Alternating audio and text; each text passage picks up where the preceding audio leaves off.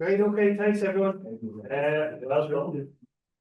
We're delighted to have Ashton Phelan here for our second masterclass.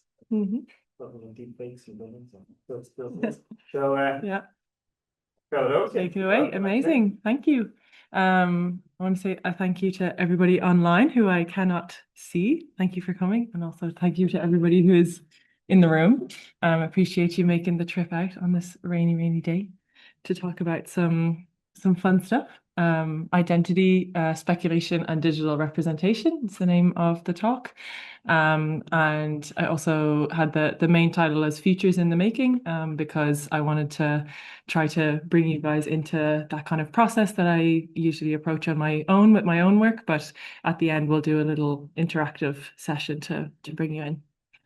So the format of today, I'm going to give a little intro into my work and the kind of community aspect of my practice and how that informs what I make. Then I'll go into more individual research, how it influences my work. Then I'll talk about that work. Then we'll do the short speculative exercises. We'll give you some prompts, and we'll work on imagining some futures. Hello, how are you? And then we'll have some time for Q&A at the end. So first of all, the intro. Who am I? I go by the title of multidisciplinary artist because I never seem to be able to pick the one thing that I want to work in.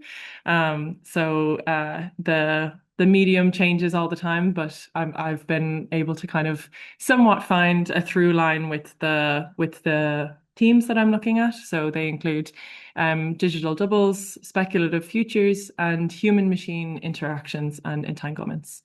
And I'm usually approaching these topics through 3D animation, AI, video, sculpture, and live interactive technologies.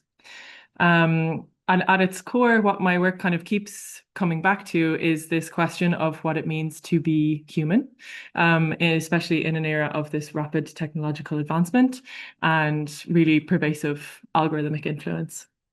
So yeah, like I said, there will be time for Q&A at the end, but if anybody has any burning questions, or maybe I mentioned a term or something that doesn't make sense, just please let me know. I don't want anybody to be in the dark. So yeah, before jumping into my own personal practice, I wanted to foreground the communities that I have been engaged in or am still currently engaged in, because it's such a huge part of my work and really informs so much of my practice. So firstly, the Dublin Art and Technology Association, also known as DATA, which has passed through many hands. It's been running since 2002. But currently myself, Paul O'Neill, who's giving a lovely wave here, and Tom O'D have been running it for the past couple of years. I gave a talk for them back in 2022, and gladly joined the curatorial team afterwards to help them run some events. So all of our events are really creating this kind of informal space that allow people from multiple backgrounds to come together and share ideas and art practices, whether it's a workshop or a talk or performance. But the through line is that it's always in the context of art and technology.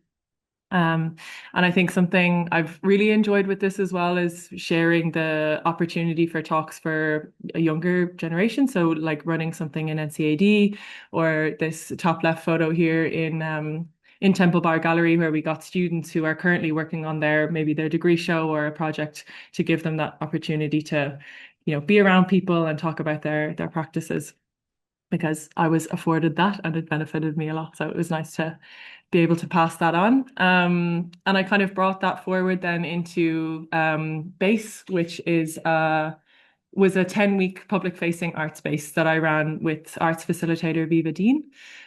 We had a successful application to the Dublin City Council Incubation Space Award.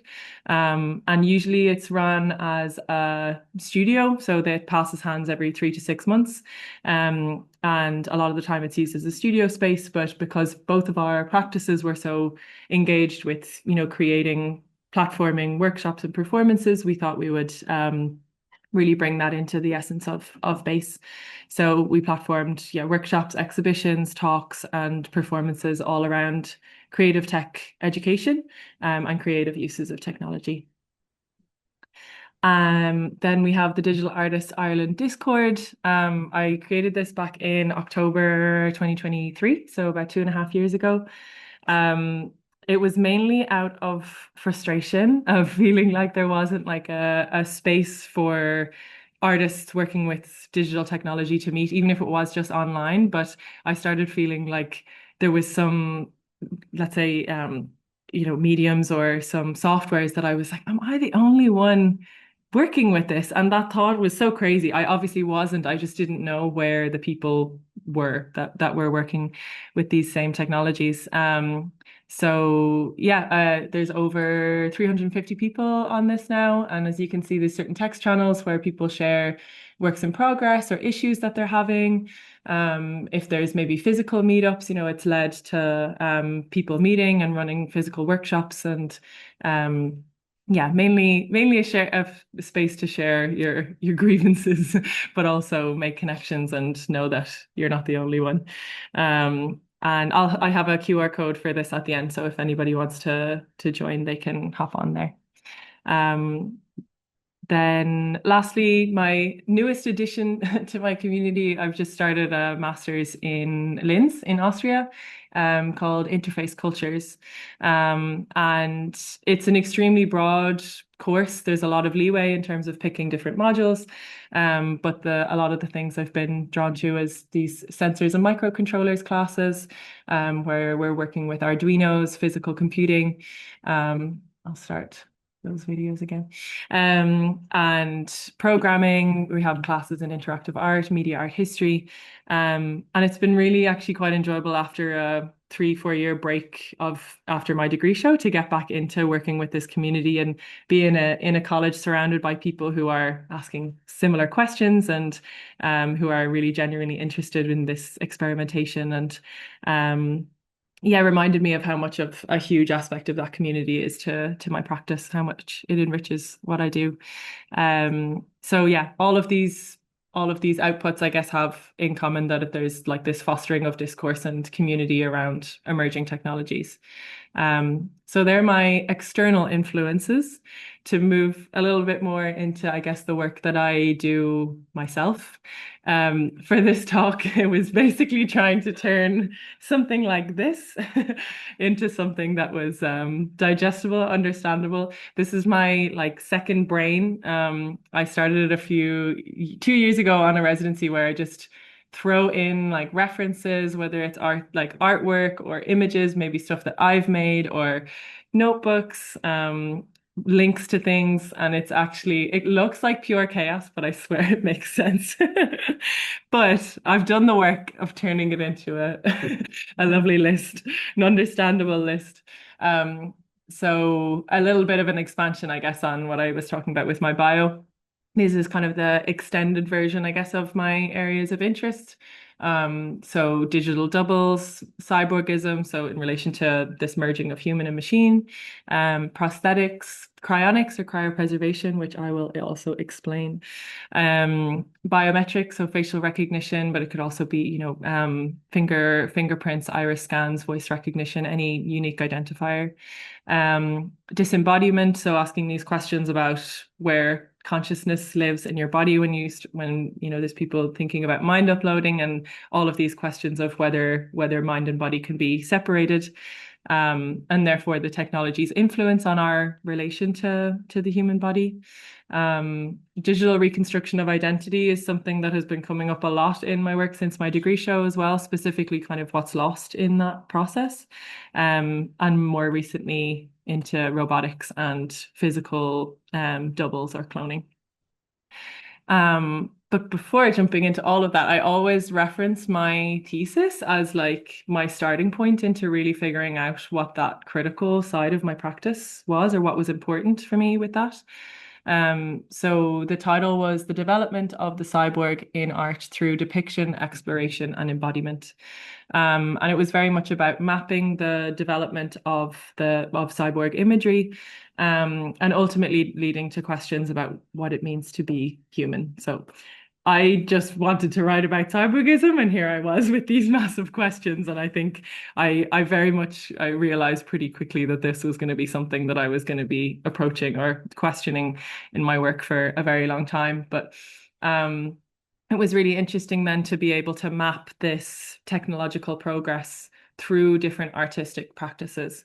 So initially was understanding the kind of origin of the cyborg, which was the effects of the World War.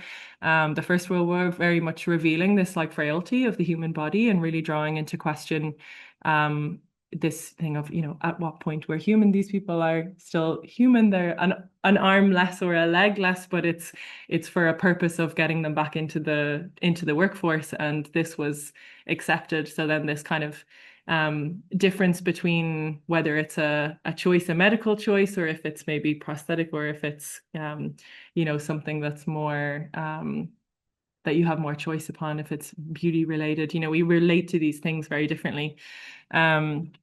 And yeah, there was all of this kind of exponential development of technology, and the idea of the cyborg brought on this really rich complexity, and was very much calling into question what it meant to be human. There was this paper, I, Cyborg, by Ellen Perlman, where she was actually able to distinguish between the three main areas, or they've been able to group cyborgs into three main groups. So that's what I mapped each artist based on. So there's one with mechanical elements, so prosthetics, then electronic elements, prosthetics with electronics, and those with cybernetics actually joined with the organism in their body. So I mapped those through those three. So I have the photo montages from Raoul Hausman, who was a Dadaist, the founding father. And what was interesting was is that he didn't even need the technology in order to question what it meant for us to merge with it. He's just playing around with imagery and making photo montages. But I guess a lot of those experiments that he was leading towards, Stellark in the 80s, was able to actually be able to play around with, because the technology had grown further. And Maroon Reba is the last artist, and she would fit this last category of addition of electronics, because she has an implant in her arm, the seismograph, that she can measure earthquakes, and she does performances based on them. So I think the main thing was this common thread of like working with the forefront of technology, but also speculating on what it might mean. What does it mean to have a third arm? What does it mean to be merging with these technologies? And that idea of speculation was really really enticing for me as an artist, to not have to feel like I have to have everything figured out. I can still ask these questions, and there's something to that as well.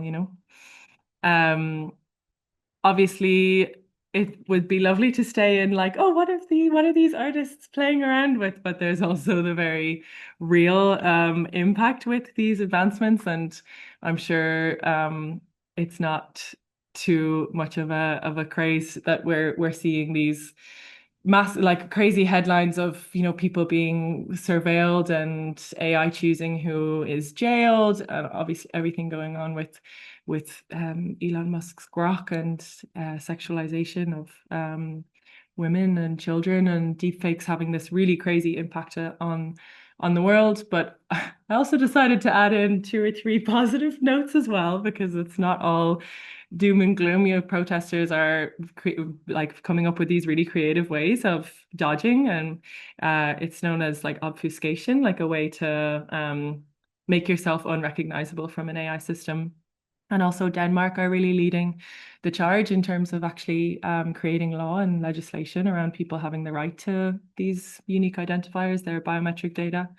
And yeah, as I think it's really important as well for me to be informed by what's actually going on in the world, as well as the speculation. So I'm kind of always trying to jump between the two and inform myself from those different areas.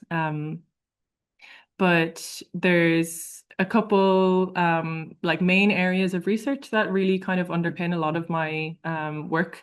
I wouldn't be going through all the research or books that I've been been into because we'd be here for for days. But I just said I'd choose three that I think have really, really impacted my practice. So this book, Your Face Belongs to Us, Kashmir Hill, she talks a lot about this privacy paradox where we're understanding that privacy is really, really important to us, but we actually don't have like the tools to create boundaries in the way that we want or do what we need to protect it. And specifically this focus on the face as the link between our online and offline identities, with these facial recognition systems.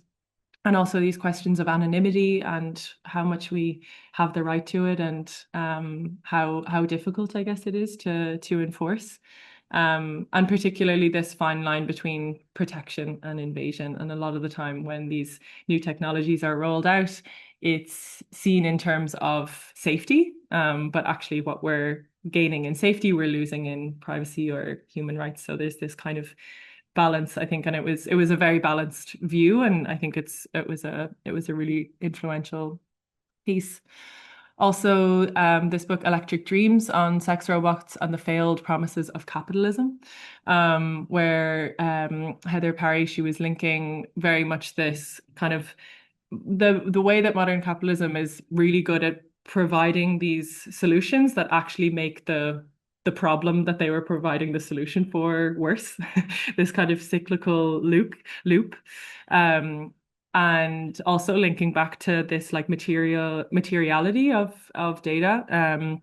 And how a lot of the time this kind of reference of the cloud and this very ephemeral language really removes us from the real impact of these advancements. And so she's talking about, the tech industry being hell-bent on creating a new type of non-human. So we're obsessed with creating robots and different things, but we're actually doing that at the expense of the humans that are here now. And she has this term, unpeople, which I hadn't heard of before, but they're like the area of people that basically modern society deem worthless or like are expendable in pursuit of power or commercial gain. So the people, young people mining for precious materials in different areas, or like, if we're using cobalt to create these batteries that we recharge all of our electronics with, there's someone on their hands and knees actually having to mine this stuff, and we're so far removed from that. And she really brought in this question of our convenience and our novelty, and that being at the expense of a huge amount of exploitation. And lastly, then, this book, To Be a Machine, by Mark O'Connell. He's actually an Irish writer. And he introduced me to the whole world of transhumanism, which I was totally gassed by. But basically, their kind of core worldview is that our minds and bodies are obsolete and that we need a whole kind of complete overhaul. We need to merge with machines. We need to beat immortality, this very like forward-facing disgust for the body, I think, that I just found really, really strange, because it was in total opposition to the way that I had felt. And also, this very poignant line of that our future is predicated in large part of what we might accomplish through our machines. So I think my understanding of what they can do is also always trying to get back to this understanding of where the future of humanity is going. And one of the biggest things that was introduced from that book as well, from transhumanism, was the idea of cryopreservation. Has anybody heard of cryopreservation? Getting a few nods. Yeah. It's basically so there's this one, kingpin transhumanist, Max Moore, who runs this Alcor cryopreservation facility in the Arizona desert. And it's dedicated to cryonics and cryopreservation, with a focus of basically preserving human life. So these are people in here, by the way. There's about 150 people currently cryopreserved, waiting to be brought back to life, basically.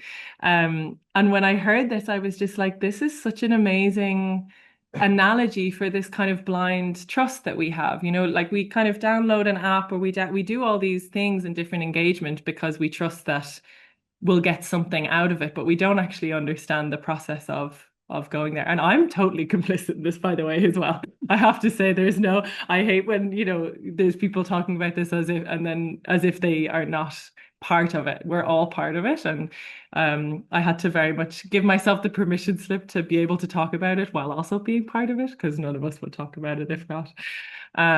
But yeah, it was this big kind of analogy for me of this blind trust in technology, and how the trust in these systems is actually directly taking away from our agency, or we're kind of, I guess, exchanging that agency for the promise of preservation or of safety, when there's really no real science, and it's not proven at all that these people will be brought back to life. And this kind of idea then of doppelganger is also coming up a lot in my recent work, where there's this article where they're talking about how the internet has created this kind of fractured reality, and it's changing the way we relate to our own identity, in that we have these online versions of ourselves that are almost being created, and there's this kind of duplicity of identity, which I've been drawn to in my work for quite a while.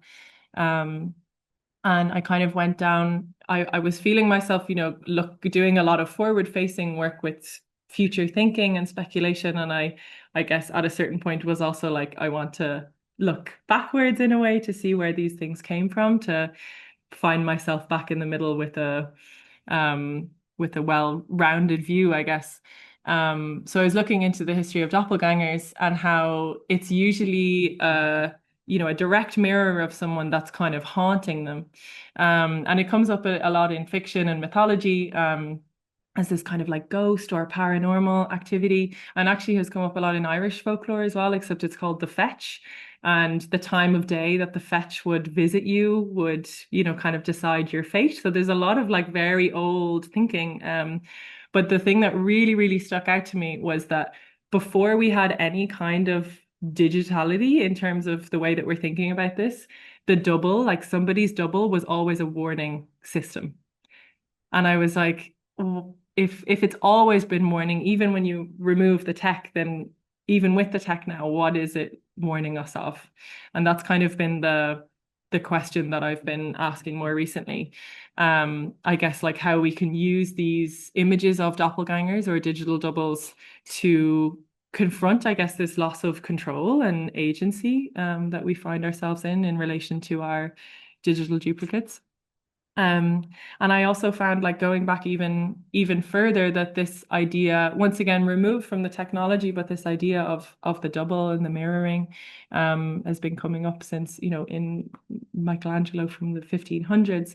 And I think it really made me realize that these aren't new fears, but they're just looked at it in a new way. But I think to look at it in a way without the technology, it actually allowed me to kind of understand that this is something that has been questioned for a really long time. And this was also a very prevalent quote from my research, that human vanity is replaced by the new technological vanity. Our faith in the transformational power of computer technology, the power of the virtual over the real. So where we maybe used to have this vanity like Narcissus here in the lake, we are now it's even like a very direct correlation with this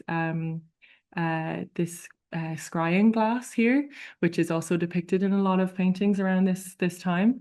And it was also known as a black mirror, which is where the series Black Mirror comes from as well. And it's been used in for over 3,000 years, but mainly people would use it to engage in these kind of self-induced trances, and kind of also like a crystal ball.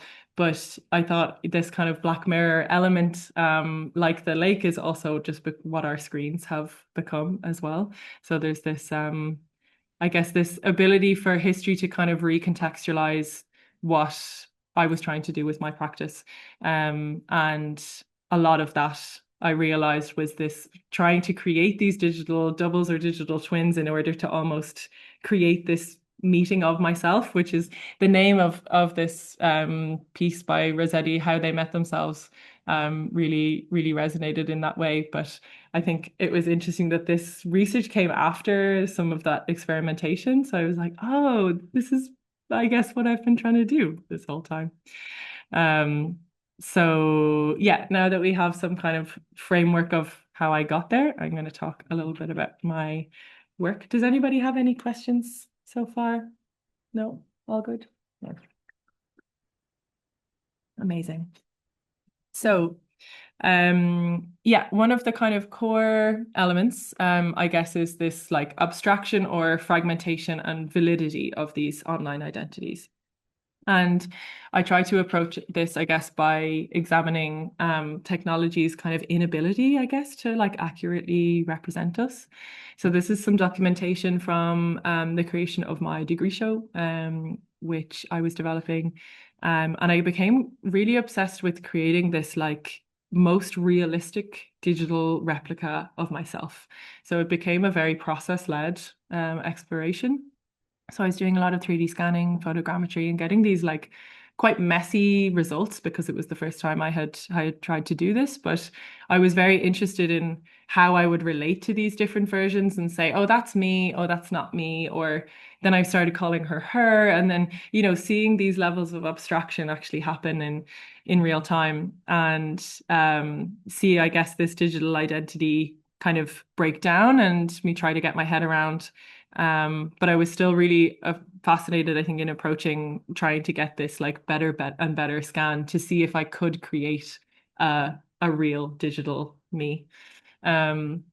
And what this became was my degree show, which I titled Dual Reality. It was an interactive installation where I utilized the Xbox Connect sensor to pick up positional data of people in the space.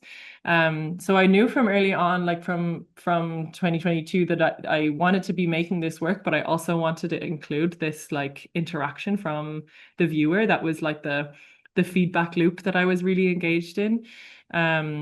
So they basically kind of become this interplay, I guess, between the real and the virtual world. So their position in the space is the one creating this shatter of the face. And the closer you get to that fabric, the more fragmented the identity becomes. And there was also an audio piece in this work as well, which was a discussion between me and my AI self. So I actually didn't know how to generate AI audio at the time. So I trained I used this software called Descript, which was for like YouTubers to fix their voiceovers.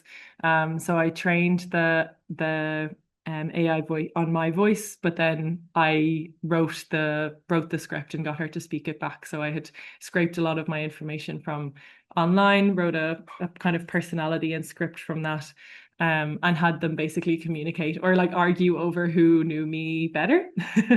And audio, I think, has always been this quite like powerful way for me to communicate those concepts with my viewer and let them into my head in a way, in this way, like very, very on the nose with them being in between this conversation.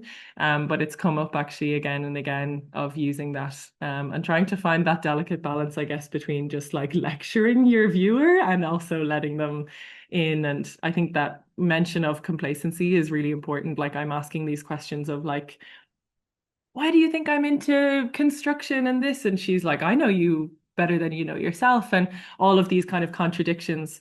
And yeah, it's important for me, I guess, to make reference to the fact that it's something that I very much struggle with as well. You are yourselves, plus layers and layers of algorithmic identities. These algorithms ignore the embodied individual it affects and has its sole subject, a statistical body. With information coming from so many sources, how can the picture of us ever be fully reconstructed? What does this continuous remaking of ourselves do to our ability to understand our complex humanity? Your identity on the computer is the sum of your distributed presence. Maybe you can learn something from me. I'm soft, flexible, movable.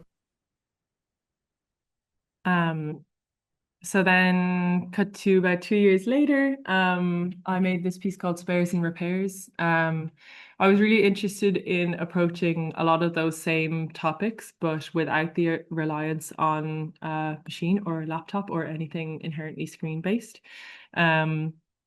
I I wanted to approach these questions of replicas or doubles or reconstructions in these very kind of physical and sculptural ways. So I was playing around with a lot of casting and mold making, and it kind of turned into this like surgeon's table of like discarded body parts.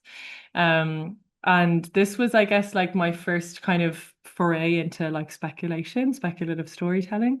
And because as I started seeing this, this kind of concept reveal, I was like, maybe this is like a surgeon's table from the future where somebody has gotten, all of these upgrades to their body that all these transhumanists think are necessary. And actually, it's quite grotesque. It's quite awful to see, different areas of the body be removed. But I was like, this is an interesting way for me to approach these topics. And so I think that idea of speculation set me free in a way that I was able to think further into the future than my current time frame and imagine these shifts in society. And even if it's like a total stab in the dark, it's still just, how these shifts might change our relationship to the tech. And was also interested in this idea of reanimation. So there's some Arduinos with some servos on them. So I was able to create some kind of little bit of reanimation for the fingers and for different elements to make it look like some parts were still breathing. Because that idea of with reanimation with the cryopreservation is something I like is always in my brain of just like when they bring them back to life, like what that whole reanimation process would look like. So yeah, this work was a way of, I guess, pushing back on that idea of our bodies as obsolete or in need of upgrading, and very much like a catalyst, I guess, as well to think about. There's a very delicate balance between progress and humanity, and it's kind of something I think we need to be aware of. Then Goodbye Body. This is I kind of call like a journey of becoming digital. So I guess I got quite hooked on the speculative process and was like, oh, what if there's this world where, I get my mind uploaded and then I have to like say goodbye to my body, but maybe it's not as like grotesque as before. Maybe it's like this kind of love letter, So the audio in this piece is basically me kind of thanking my body for everything it did for me and saying, I'm at the frontier of new and emerging tech and I need to, leave you behind in order to explore this kind of new world. And yeah, once again, as a way of, I guess, exploring this kind of relationship between like human experience and technological advancement. So there's some audio for this here. The decision to transcend our shared primal ancestry of flesh and blood has not been a trivial one. It is the culmination of our life's inquiry into the possibilities that lie beyond the human form. In my pursuit of a form beyond the organic, an ontology that breaks free from the inherent limitations of my human body, I have sought to embrace a new vessel. This is not a decision made lightly, nor is it an escape from the trials of life, but rather a progression towards an unbounded potential. So I guess coming on from that into more kind of recent explorations, I became quite obsessed with this idea then of like I said, the reanimation element and the almost like puppeteering. So before what I've shown, I've been creating these, duplicates of myself. But what I wanted to do as the kind of next step from that was to create systems where I could actually interact with her in live, in real time, and that I could actually see them it respond to this movement, and then I can, change my kind of interaction with her.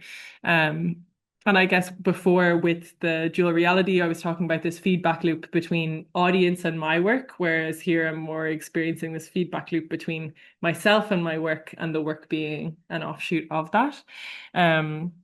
But yeah, I guess it created this like a little bit of a deeper dynamic of these ideas of agency and control. And this kind of process, I guess, is something that I'm realizing happens with my work, where I'd start with my research, and then through the research I would have an idea to create something, and then through that idea I would start messing around with certain tech that's available, see what kind of solution it might give to me, then refine the idea with the limitations of the tech, and then go back and do the research. And it's become this kind of cyclical process. But throughout the research on one of the elements, sometimes it could even just be one line. Like, I was reading about biometric data and how it's categorized as, a special category of personal data. So where they say, you can replace your bank card and you can replace these, external elements, but that it's not possible to replace your face. And for some reason, there's just like lit a fire in me. And I was like, what a crazy line to read. Like, are we really here where that's what we're talking about? And I started thinking, like, what kind of world would we need to live in where that's a consideration? And obviously, with the protesters that I mentioned creating masks, and there's different elements of obfuscation, but what was coming up in my brain was a direct kind of, I thought of deepfakes specifically because for anybody that don't know, deepfakes are basically like a digitally altered video or image that makes one person appear like somebody else. It's used a lot in politics and different things to create fake news. But it was a real kind of light bulb moment for me to talk about that, like, agency and control, but in a very much kind of way of taking over somebody's identity. So then I went from that idea to playing around with the tech. This is Tom York, because there is, obviously, if somebody is a celebrity, there's a lot of information and imagery of them online. So I created this system basically where I was able to type in prompts to Touch Designer, who was running Stream Diffusion, which is AI stable diffusion model that I was running inside of Touch Designer. And I was basically, as you can see here, I was able to assume his identity. And it made me so uncomfortable, because I was like, I don't know this person. This person doesn't know me. This person doesn't know that I'm doing this. It brought up a whole host of like very uncomfortable questions, but I instantly was like, I need to figure out how to do this to myself, because I can't create work about somebody else in that way. I guess I'm maybe it's why I'm always using myself as a kind of guinea pig. I'm okay with, pulling apart my own identity, but when you start doing it to somebody else, it feels wrong. So I basically started, I trained LoRa, which is a low rank adaptation model. So you're basically using a really, really big data set, but as an individual person, you're able to kind of influence the top layer of data. So I trained it on my likeness, where the webcam would then see my face in anything that it saw, which created this live deepfake effect. And I used this then for my piece Surrogate Bodies, which I showed at Beta in 2024, Beta Festival, Art and Technology Festival in Dublin.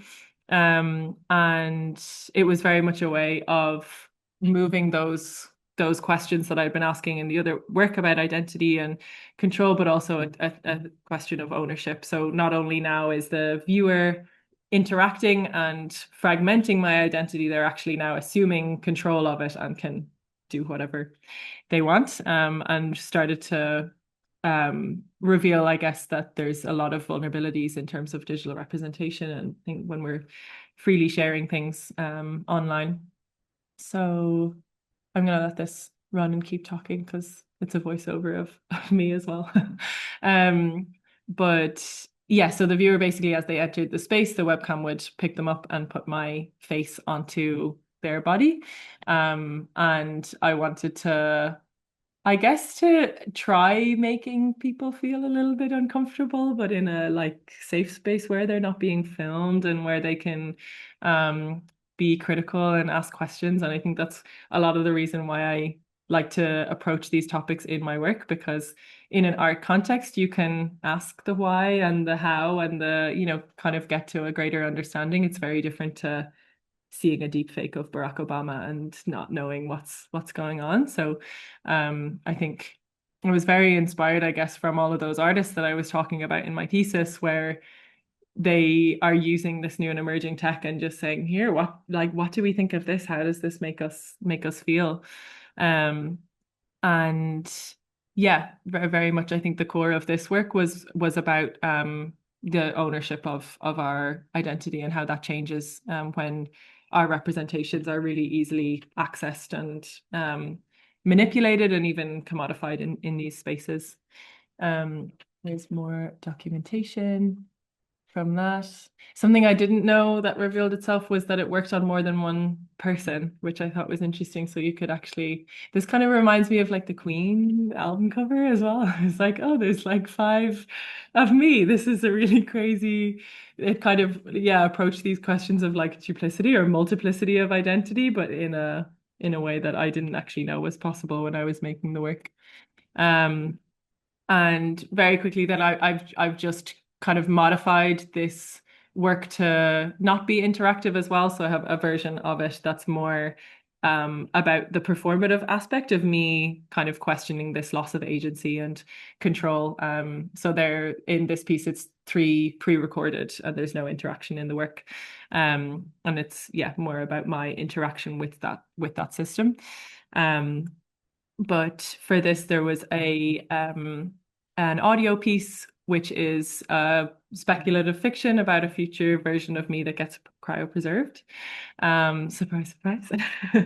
And the kind of questions, I guess, that I'm asking, once again, this audio allows me to like ask these questions and kind of get the ideas that I'm asking into the heads of my viewer. But things like, what happens to the body when the mind goes somewhere else? What happens to the mind if it wakes in a body that is no longer human? At what point do we cease to be human? These were the questions that filled my mind as I took my last breath. And as my last conscious thought flickered, I wondered that if I did wake, what I might wake up to. And I think in making the work to actually be able to like embody the person who was like in that cryopreservation unit, I feel like allowed me to like approach the topics not from someone outside, but from an actual kind of like embodied experience. And really, I guess through thinking in that way, was able to think of what my genuine fears were. Because I think before I'm thinking about it like much larger on what that means for humanity.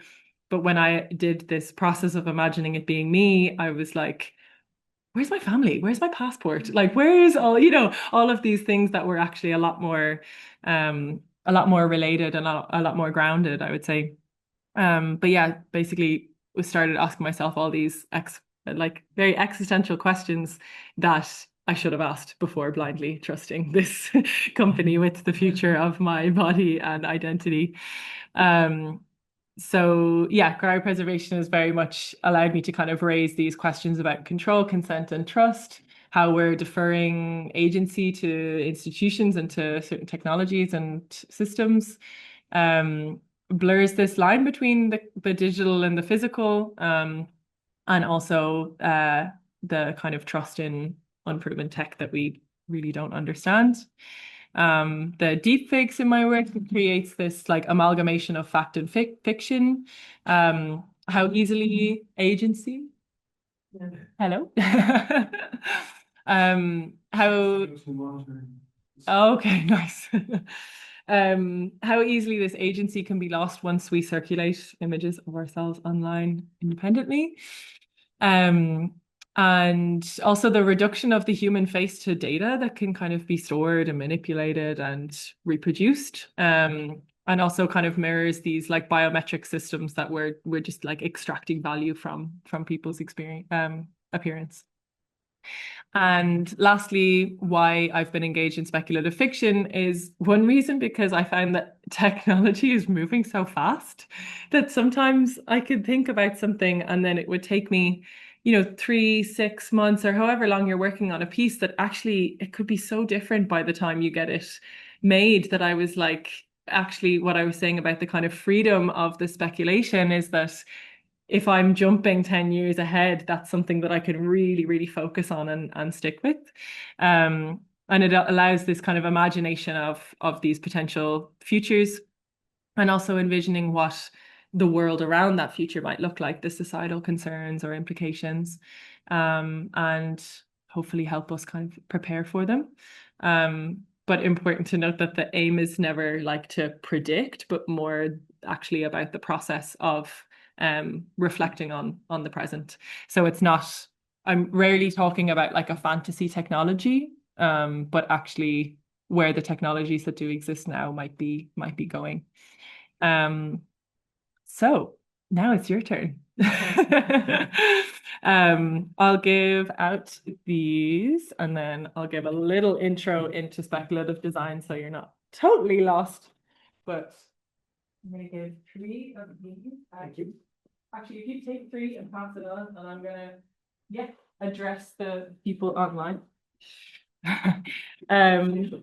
So just to mention for anybody online, we're going to do a small speculation exercise. Yeah, thanks so much. So I'm just giving out a pen and paper, and we'll be doing three modes of future thinking. So if you have a pen and paper handy, you have a minute or two to get prepped. And a second. Everybody have them, and then pens.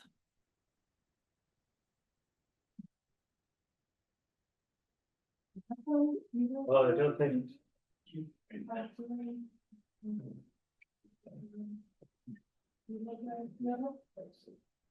Maybe. Okay.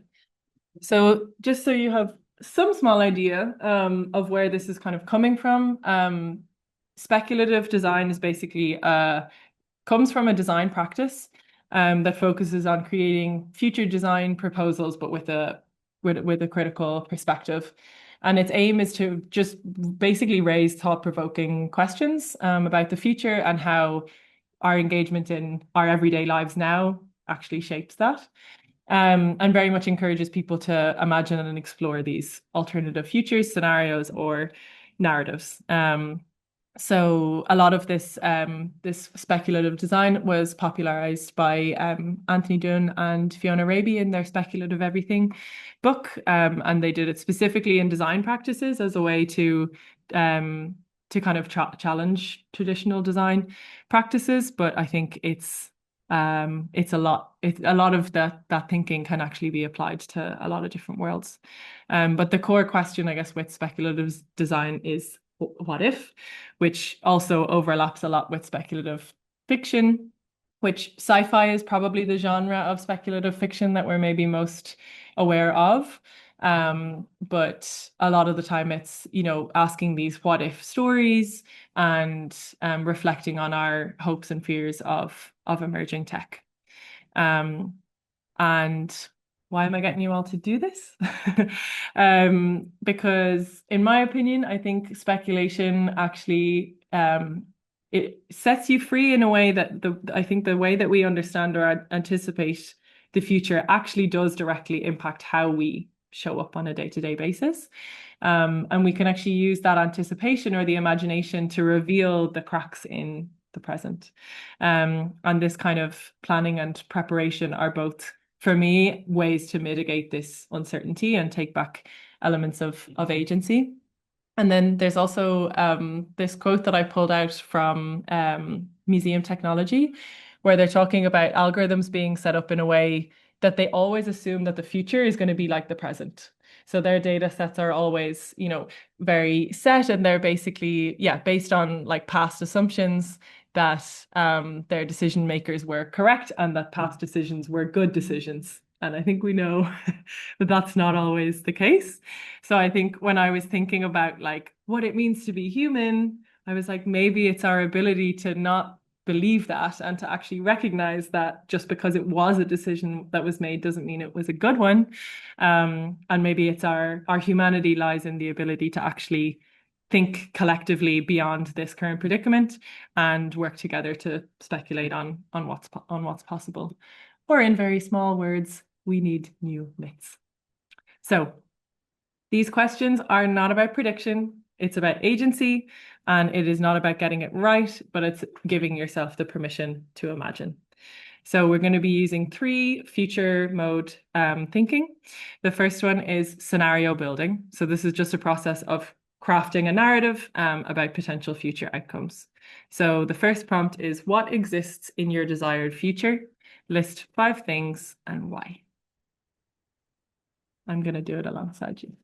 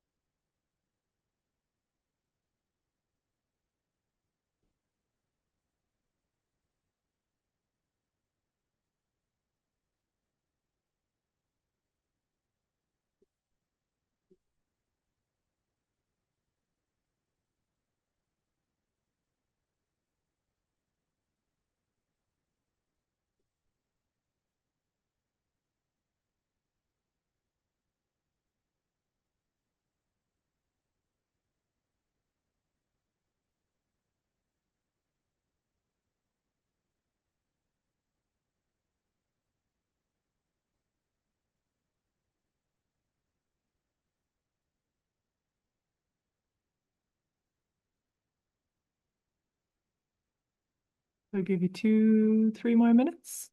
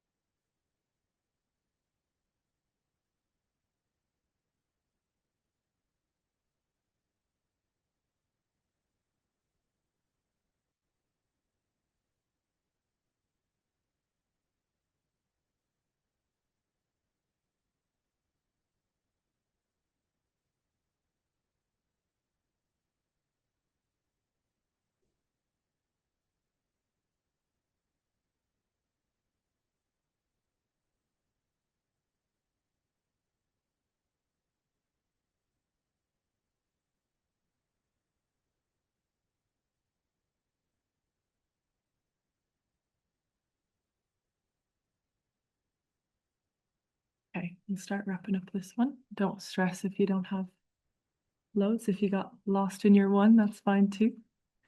I'd love to open the floor to have a little chat about it. I can also start off the process. I was thinking about ways of creating boundaries with our internet use. And I know it kind of leans into, more potentially more control. And instantly as I started, I was like, oh, the thing I want just means I need to be controlled more. But I was thinking about some kind of like fasting or, collective community engagements where there's no scrolling, or where there's maybe we have more of a language for the impact of overuse of social media. And I think it would be really cool to see more, let's say maybe more community engagement in terms of an understanding of that, maybe in schools or something. That was one of my things. Would any of you like to share one of yours? Something very relates. Really? Okay, yeah. I just wrote it. Anything. Mm-hmm. It's counter force of systemic powers. Okay. Some kind of Mm. word. The idea was very specific. Mhm. Regulation of social media. Mm-hmm. I need more time to. Yeah. Of kind of- course. Yeah, yeah. Cool. Thank you for sharing. Yeah. Want to go? What else? Kind of abstract one, like the possibility of getting lost, Mm. and that like every possibility is mapped. Yeah. And like these are probably the things that have been direct responses to all the things you just told me. It would be hard not to be, but yeah, Yeah, that's yeah. interesting. Yeah. And I put mapping kind of like a public, Mm. like public spaces, public spheres, public transport. Yeah. The detection of something that's outside the Mm-hmm. private and Mm-hmm. commercial, which again is something that obviously is disappearing. Yeah. Because of the Mm. regulation of Yeah. commercial eventually. Yeah.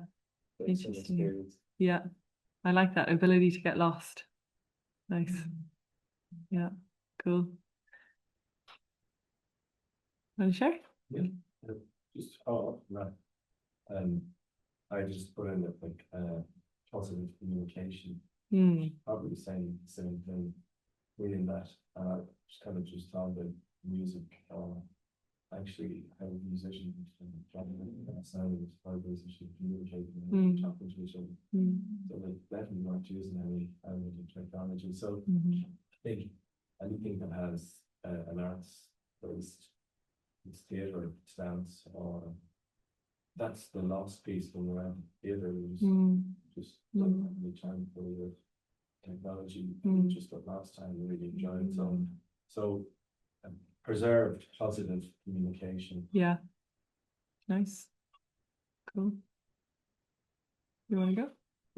As the notion of possibility for humans to be human and Nice. be human and use their senses Mm. and their sensibilities Mm. and in particular the brain capacity. Mm. They don't default to appliances or technology all the time. Yeah. And that's the question for think of any questions. Yeah. I could read Yeah, questions yeah. actually. Yeah. Yeah, so Mhm. just as we maybe store. Mhm. Yeah.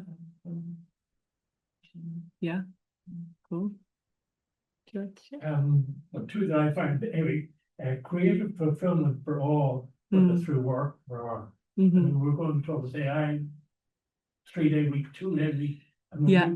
What are we going to do at that time? Yeah. Just a second. Mhm. The realization that death is not the enemy. Yeah. It's just process. Yeah. Yeah. Yeah. Wonderful. Thank you. I put a community gardening. I really want to do that. Nice. Community. Yeah. I mean, you see all the flooding, like the front of the houses, Mm-hmm. it's all concrete, Mhm. so there's no chance. Yeah. But, Yeah. I'm just noticing that in every photo. Less concrete. Less concrete, more gardening. Nice. Yeah. Cool. Would you like to share? Mine is quite concrete. I had Mm-hmm. no touch skills No touch screens. because it's kind of this overpowers any other sense. Is quite a lot because sometimes when I look at actual printed images, I feel the urge to do this sometimes, and I realize it's not I think that's like that future was in the past, not too long ago. But then we can't really imagine that. Like, I would like to see how it would translate. Cool. Nice. Thank you. Want to go, David? Yeah, it's kind of a similar theme to some of the others. One of them is engagement, not all mediated through companies looking for ways to monetize it. Yep. Yeah. Nice. I like those. It's so interesting. So many future there. I was just thinking that a lot of actually what we've spoken about have already existed. So there's this kind of yearning maybe to go back to the way things were. Yeah. Interesting. So yeah, the kind of reason for that and the segue into the next is that all these like desired futures are very reliant on things becoming normalized. So for the next prompt, I'm going to be using the second kind of mode, which is called backcasting. So in the opposite way now, I'm going to give you a future that does exist, and we're going to work backwards to kind of determine maybe the steps of how we got there. And usually this is used to kind of expose certain steps, I guess, that we skip over when we're presenting a future as being somewhat inevitable. So the prompt is that it's 2050. Having a personal digital double or a clone is now a standard practice. In getting to that future, what do we think those maybe elements of our humanity that we had to kind of trade off in favor of this convenience or efficiency? So we're all walking around with a clone, a digital double, maybe they were made for doing our laundry or whatever it is. What kind of things about us being human, maybe things that you enjoyed or just elements of your humanity do you think you have to actually give up because you have to have this clone, this double? Also, let me know if anybody needs.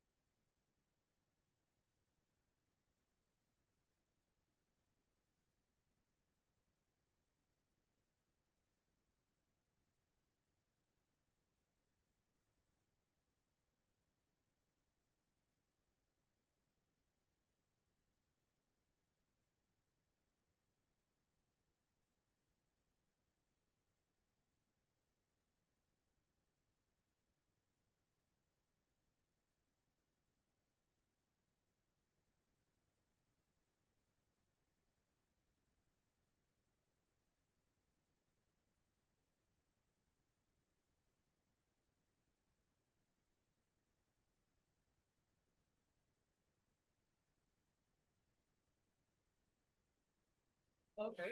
Yeah.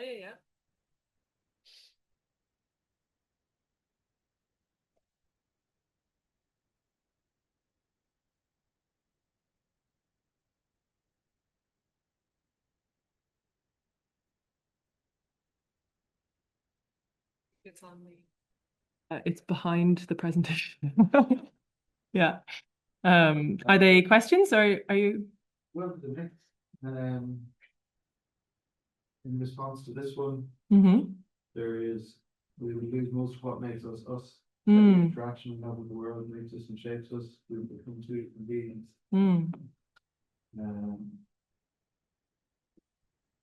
Trade-off ability to learn from different mistakes, ability to go off grid, privacy, personal autonomy, ability to make up our own stories and to draw comfort from deluding ourselves. Wow. And then with a couple of questions. When can we expect your next exhibition? Any clues as to what it's about? Okay. And what software do you use for your work? Okay, right. Okay, I'll save the last two for the Q&A in the end, but the other ones were very interesting. Is actually something that I was thinking about as well. Of this is the thing that makes us is like maybe the multitude of our experiences. So if you might think like, oh, I'll get my clone to go and do the shopping, but maybe that's where you bump into someone and see them and catch up with them and do, so that would be the first kind of element of maybe removing those elements of chance or happenstance, that actually if you're having a bad day, that kind of interaction can actually do a lot for you. So yeah, it's interesting somebody was pulling on that as well. I won't make you all share, but if you're happy to share, I would love to hear other elements. I was thinking of this total like commodification of a product. So who has access to how it sustains the same unequal practices and knowing your human nature as we actually can see how it operates in social media and this obsession with the self. I would say that it would enhance narcissism or egocentrism in ways where you really can't imagine, but it's and how it can clash. So what's missed through this process, humbleness, generosity, solidarity. Interesting. Thank you. I was thinking when you specifically mentioned like doing the laundry. Like, so what would be lost is like laziness and inertia, and what is it, like negative embodiment and self-frustration and all those things that you wouldn't have to experience anymore. But that also lead to growth and to opposite experience when you. I'm thinking of myself specifically. Inertia. And when you're prone to things, and then you you never have to face it with it. So you never have the opportunity of.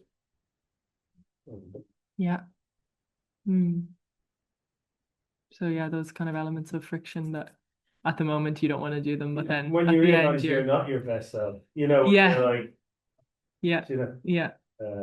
we all remember we can think of experience. For sure. From that is that the instant gratification. We all know it's not something that we really enjoy. It's so and as soon as you get something that helps, really it's not always really so and that whole kind of idea of the learning and making mistakes is where the growth and getting lost bit and finding a way out of what you're doing. So it's that's not how I think. I just want to so step on, okay, we should double. Does that mean we can actually dispense with the condition of the people before and maybe there are many challenges?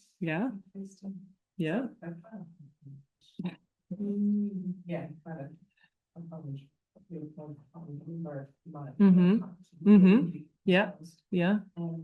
but the other thing I just said what we have to trade off. First thing I wrote down was all. Everything. Yeah. I just ask myself, are we farming out our abilities, our capabilities for not the promise of a better self, or a better world, or better? We handing over all of the possibilities of interaction, adjustment, sensitivity, reactive, all those things. But then I have to say to myself, well, actually, there are some things I would like, and I did. So, I try not to just give them too much of a workload. You're very considerate. Maybe a lot of those household tasks that are truly thankless, that are never, never totally happy that it took me hours to scrub the floor. That's not great. Maybe doing the laundry might be a nice thing, but maybe not if I want to shrink back to it and jump back. No sensitivity to the upset or as cause. That our true selves might be more sensitive to to not always bad laundry, but to beings. Notice a little crease in the face, maybe the possibility of something. Understand the triggers. Definitely, But do that.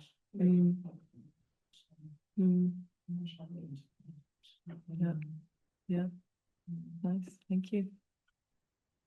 As with our social media persona today, I mean, we will have no ultimate control over our personal digital stuff. It'll still be in the hands, as it is today, of half a dozen individuals. So I mean, we're going to be slaves to it. Our personal digital double problem, the other way around. I feel like our level of cost is going to reduce. The less stuff you have to do, your mental agility, physical agility. Rebound, but less cost. And I feel like it'll affect us physically. Like I just saw a video yesterday about midwives saying that babies are sitting in the wrong position more and more commonly now because people are lying on the couch watching Netflix, and your position is affecting when babies lying and so in that position. And I can understand why you watch Netflix every pregnant. But, that we're leaning into that. It's causing so many more problems than we're aware of. There's a book in one of the sections in Gulliver's Travel.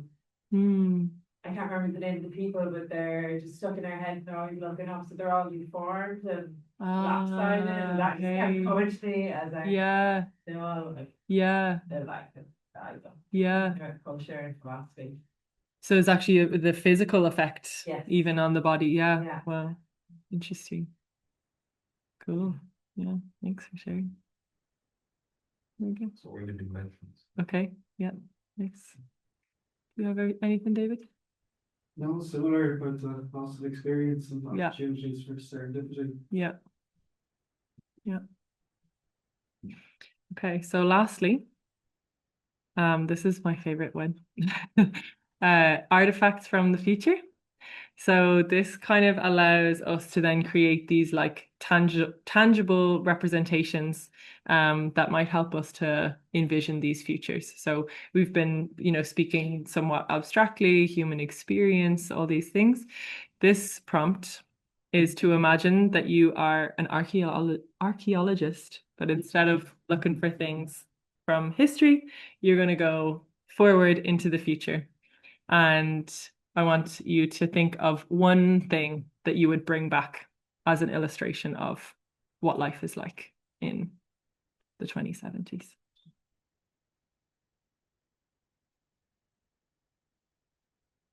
You get to do a show and tell when you get back and say, look. So I'll give you another few minutes for that one.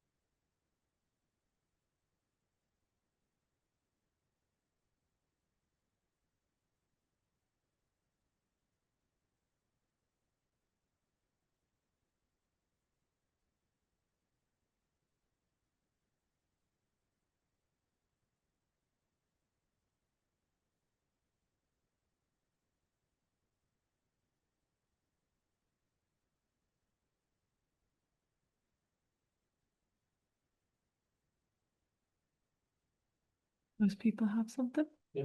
Yeah? Nice. Want to kick us off?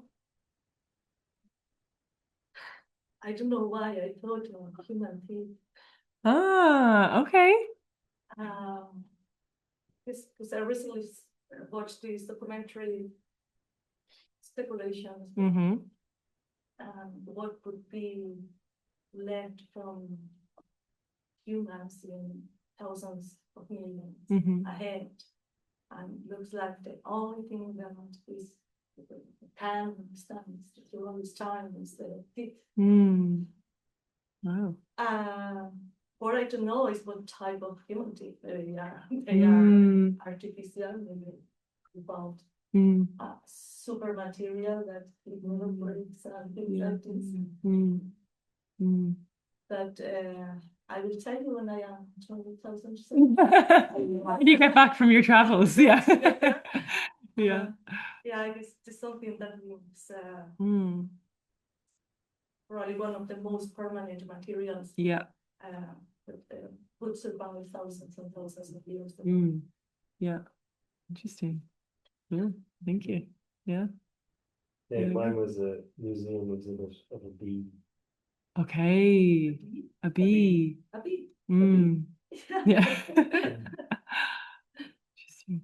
It's the place you can see it. Mm. There's no bees left.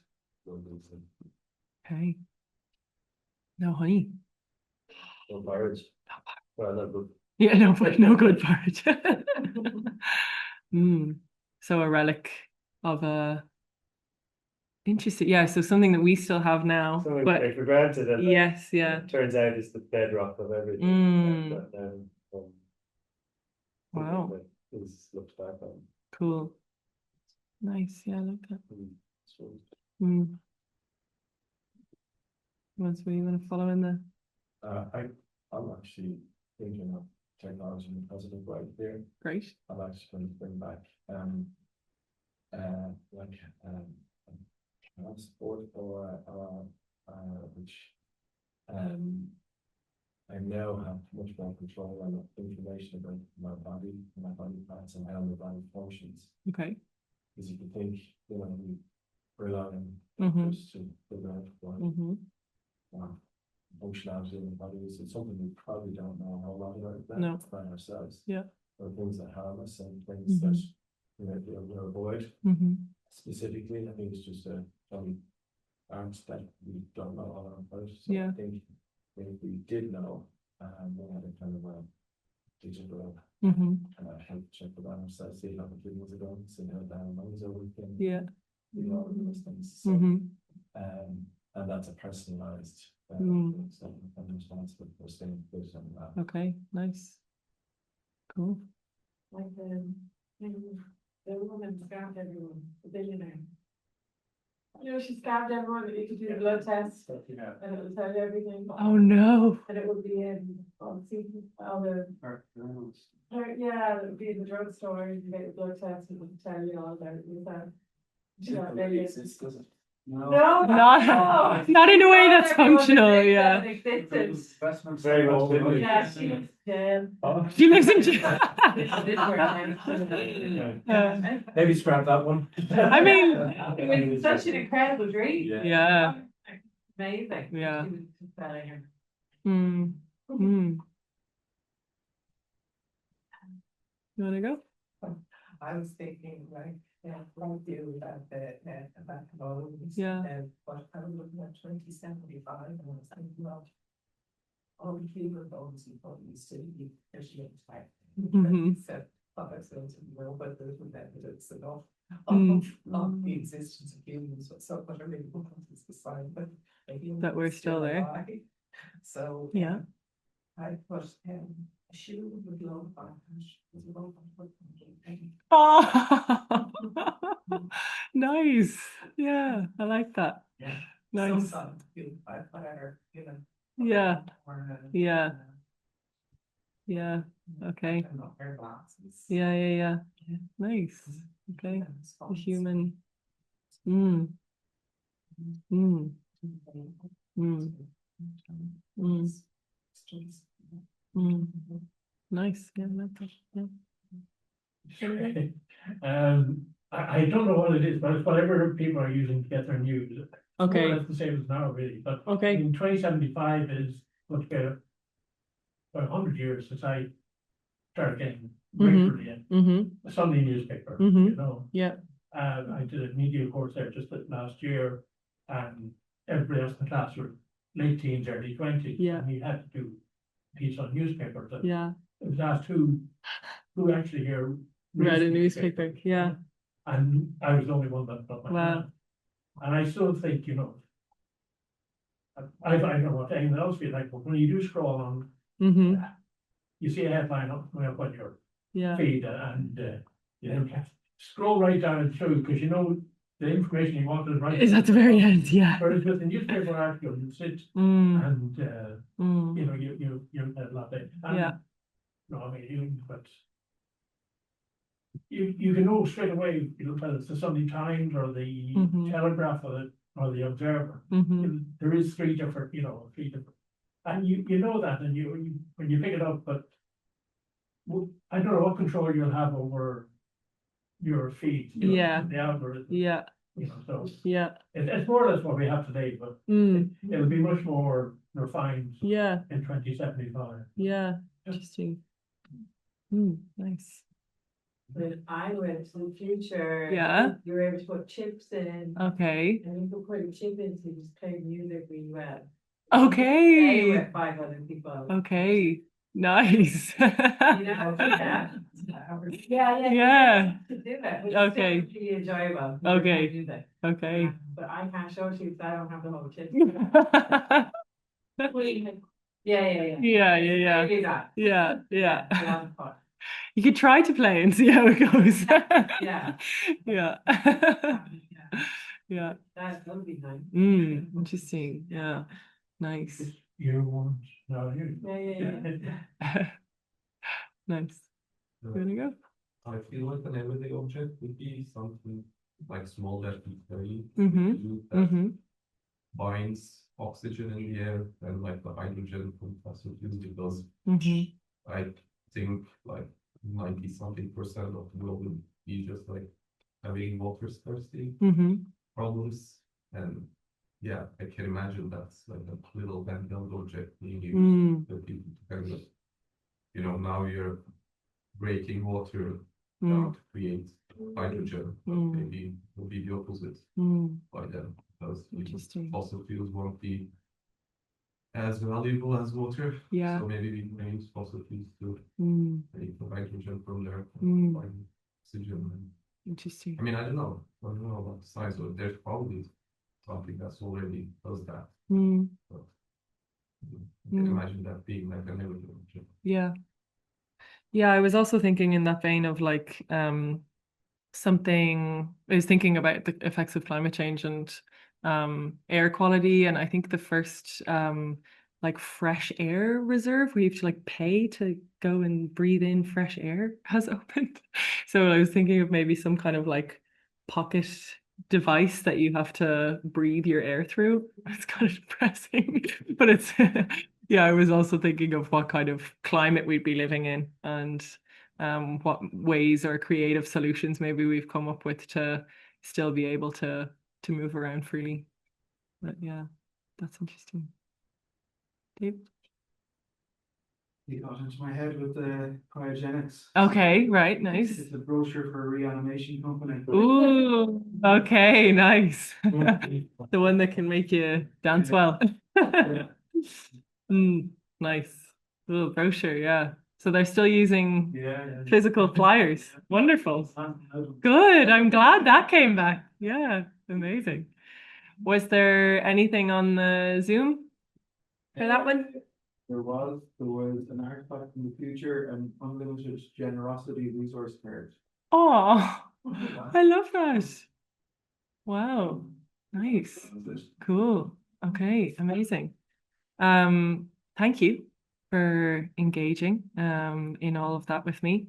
I wanted to finish with this. This specifically mentions doppelgangers and copies, but I think this quote can be applied to almost everything that we've spoken about. But this is Lauren Cochrane, where she says, when it comes to stories about labor and the future of capitalism would look like, these stories of doppelgangers and copies and everything we've spoken about today come in very handy. It seems like fictional spaces are to deal with that anxiety and dread. So maybe we fear different kind of elements of these technological advancements, but don't kind of fully understand the impact in there of them on our lives. But I found that this kind of speculation and fiction is a way for us to, create catalysts to actually speak about these things with each other. So thank you for collectively dealing with the anxiety and dread, and for your engagement in the talk. Thanks so much. Appreciate it. And as promised, this is the Discord joining link, so people online can have a look. It's also in my Instagram bio, and Concept Null, who are an amazing media art collective based in Limerick, also help me run this. So there's a lot of different ways in, but this is one of them. Speaking in a few weeks. Kaylin? Roisin. Okay, amazing. Nice. Yeah. Defo come to see Roisin Berg then. They're amazing. But thanks so much for today. Appreciate it. Well. Wait, can we ask questions? Yes. Oh yeah, questions. I forgot about questions. Okay. Yeah, Q&A. Questions. The fifth act there was Q&A. Yeah, go for it, please. It's such an interesting field because there's just so much happening right now. Yeah. And it feels like it's everywhere. And it also takes kind of bravery to be in the field because it's so scary. Thinking about our future. Or I think the more you know in this area, I'm sure it's very daunting. That's not really what I'm talking about. Like, I'm looking at your video from Emma and the aesthetic. You look a little bit like a prawn skeleton. Yeah. But then when you look at VR avatars, or like everyone a sexy bunny with a waist and a big tail and big boobs vibe. Yeah. And so that's very different to prawn woman. Yeah. What's your understanding, or I'm just curious about aesthetic in this world. Yeah. And you're making your stuff from scratch, so that's a whole different cognitive thing rather than thinking sexy box. Yeah.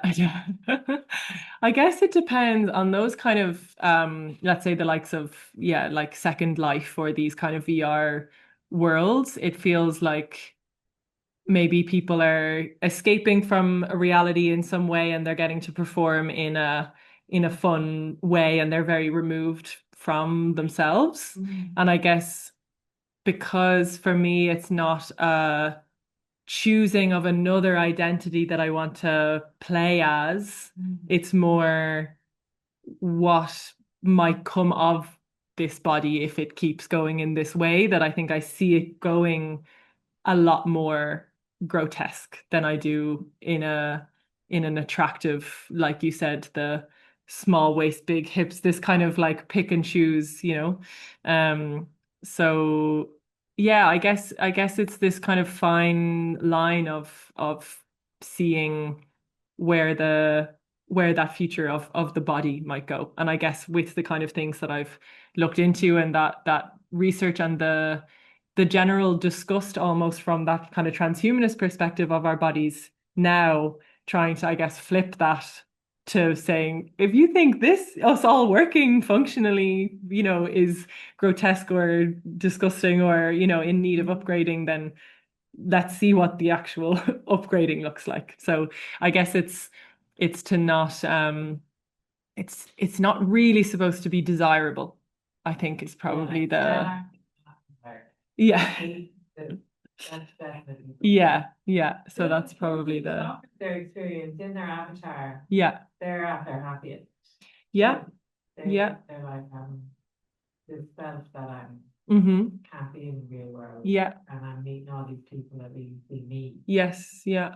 even if it's not. Yeah, yeah. I see that version of them, and I think those spaces are actually really amazing. I think sometimes there's a not so much of a consideration of the power of those like video game worlds, and actually I think it really is just a case of the balance, because I know with Second Life specifically in VR, people can get so obsessed with them that it actually starts to remove them from the real world, and they're saying, oh, they see me, and it's like, okay, well, that, you know, it's a part of you that you're getting to express here, but it's that fine line, I guess, of pulling yourself back into the real physical world. And and also I think what you were saying about the fear of researching these things, I actually feel quite the opposite. I think when I don't know about what's going on, I fear it a lot more. And I kind of tried that road for a little while, especially with AI. I was like, oh God, what a minefield. Like, I don't want to go there with my work. I don't want to go there with my research, anything. But it actually just makes me feel way more removed from the world. And although it is a minefield, and there's just, like you said, it goes in so many different directions and it's kind of endless research, I still feel I can actually access hope more with knowledge than I can with lack of knowledge. Yeah.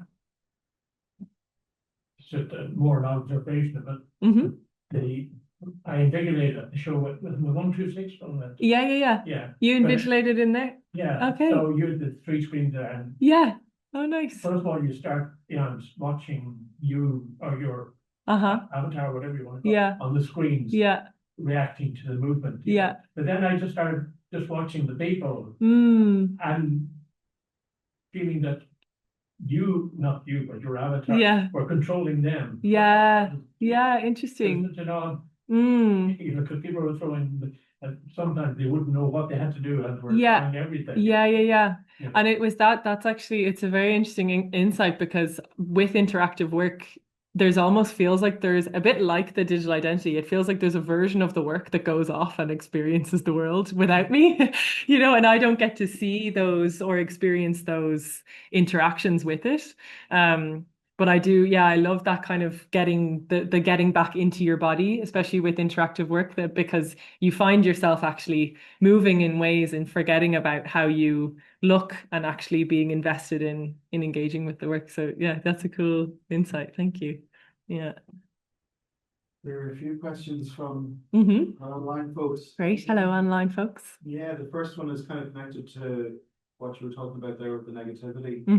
And Andrew said, you mentioned the popular narrative in this field quickly leans towards dystopian. But you also mentioned that it doesn't have to be like this. Do you have any suggestions on how we might create speculative artworks that encourage the latter, positive interactive experiences beyond the novelty of the technology? And perhaps you have insights about how these conversations can enthuse people, not scare them.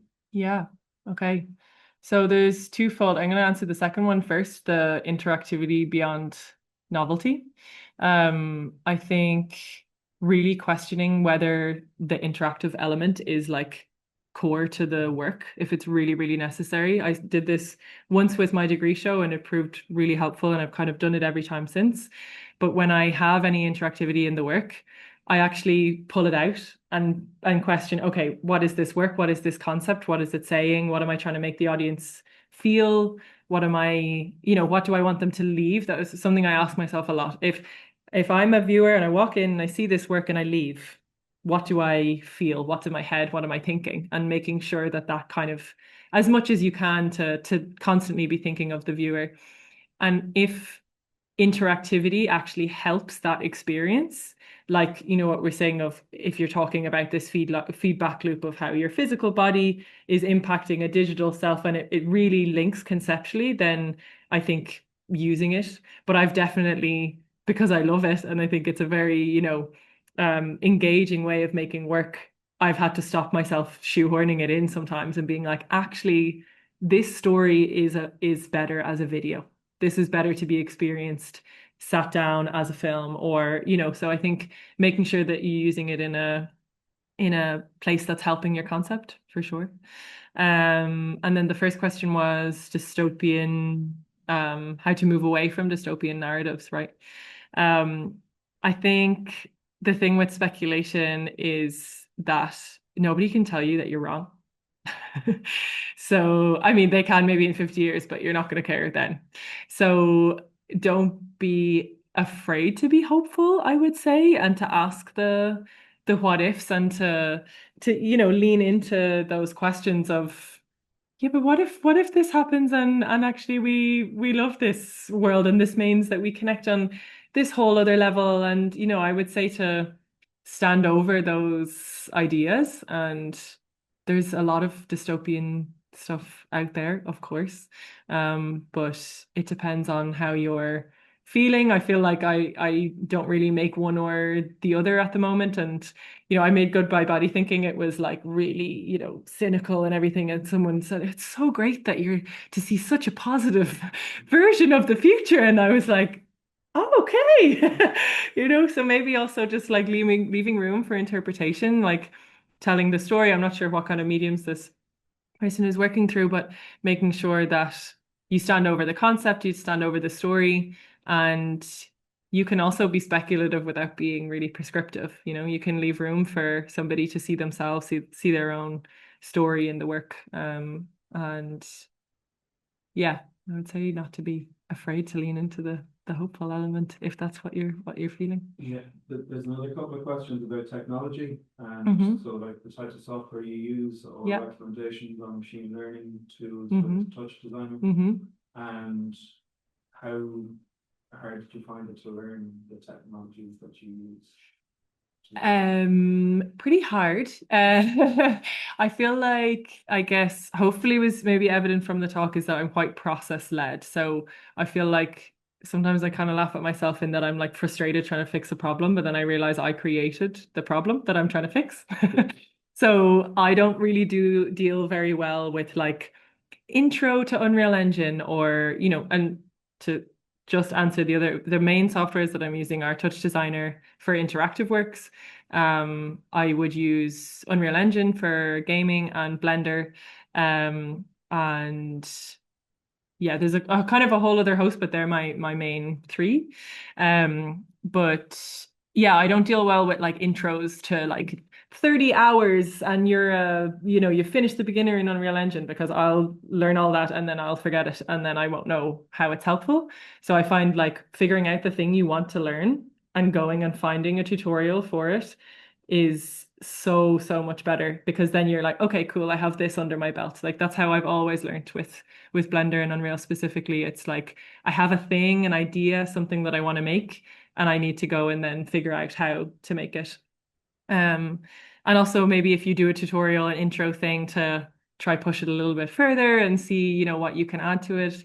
But yeah, I think very much for me personally, it's process led, because then I don't want to give up on it, because I know I have the goal of creating X, Y, or Z. Whereas I think it's hopeful to be like, oh yeah, I'll do that first class of Unreal tomorrow and tomorrow and tomorrow and tomorrow. But unless you have a purpose, then I find it hard. So I think process led learning would be my suggestion for that. Yeah, that's it. That's all. Okay, awesome. Any other questions from the room? Yeah. Just before let's go, just picking up a little bit on what James saying, and I was thinking about when you were talking and you were showing your work, and about like because my is film, I was thinking about aesthetic. Yeah. I was thinking about David Cronenberg, his last film, which I can't remember the name of, but it's about aesthetics and but it's very much, and his work has always been like, because in a lot of this, there's this fantasy of transcending the body, and his work has always been about the embodiment, like it's about shoving stuff into the flesh and all. Yeah. And then I was also thinking about Poor Things, which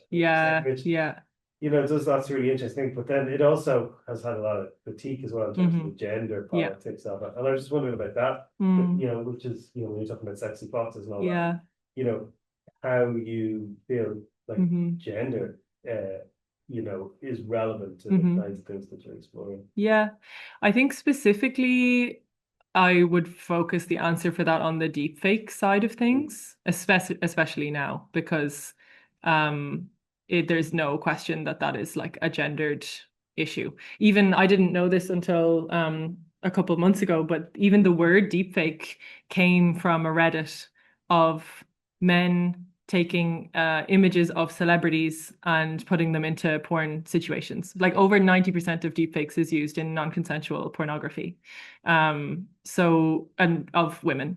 So I feel like this whole root of this technology is rooted in keyboard warrior men doing whatever they want with women's bodies, and those, you know, celebrities that have completely lost ownership over their imagery and their ownership of their identity.